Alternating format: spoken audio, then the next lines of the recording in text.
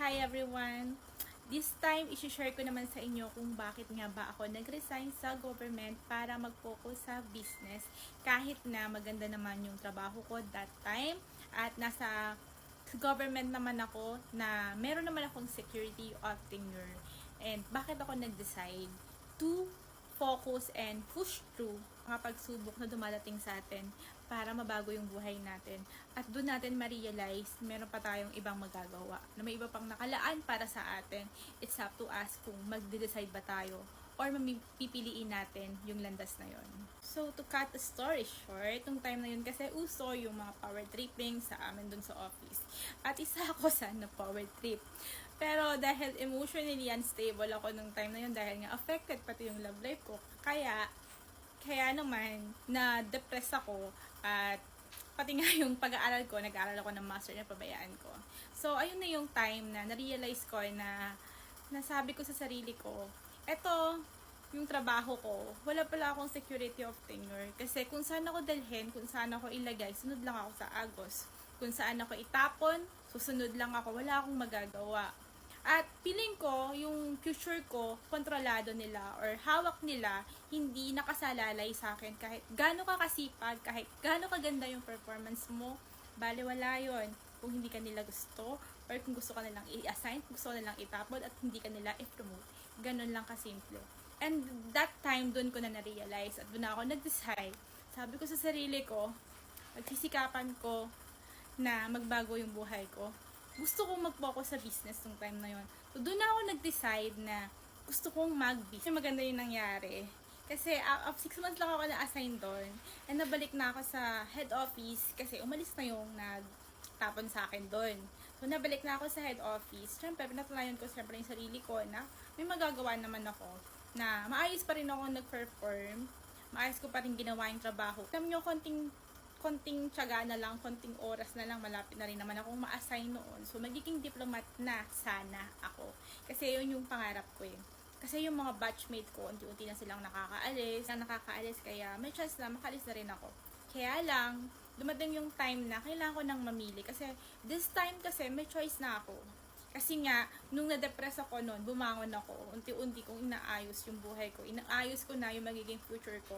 Kasi sabi ko nga sa sarili ko, kapag nanatili ako dito sa pagiging empleyado ko, hindi ko hawak yung buhay ko eh. Kontrolado nila ako. Yung future ko nakasalalay sa mga boss, sa mga tao, sa ibang tao. Unlike pag-business, oo, mahirap mag-business. Hindi ganun kadali. Marami ka ring magiging problema. Pero at least, you still have control. Kasi depende nga yan sa sipag mo. Kapag masipag ka, may pupuntahan ka, may kalalagyan ka sa negosyo. So yun, after 2 years na pag-aayos ko, inaayos ko kasi nag-start na kasi ako mag-business habang empleyado pa ako. Kaya naman yung tulog ko talaga nun, grabe puyat-puyat ako. Pero inaayos ko yung business ko. At nung nakaipon na ako, alam ko kaya ko na mabuhay, kaya ko na maging independent, na hindi na ako sasandal sa employer, nag-resign naman sa sarili ko.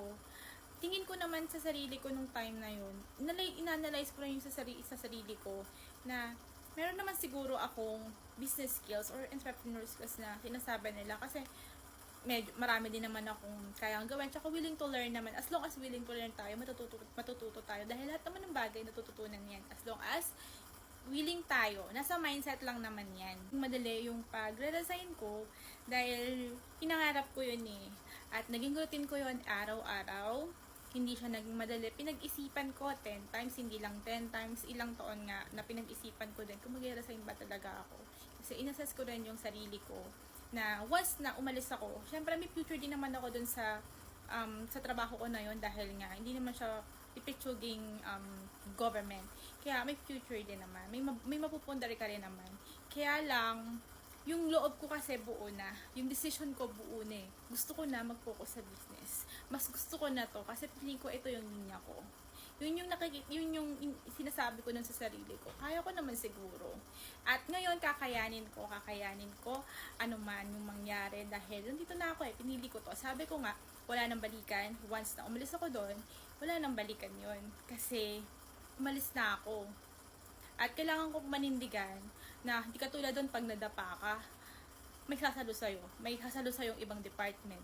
Kapag nagkamali ka, may mga sasalo sa'yo, 'di ba? Pero sa negosyo, mag-isa ka lang, lalo na kapag nagsisimula ka, mag-isa ka lang na mag-manage ng business mo. Mag-isa ka lang na kapag nadapa ka, ikaw lang yung haharap, ikaw lang yung magsusolusyon. Sa mundo ng negosyo, kailangan talaga matibay yung loob mo.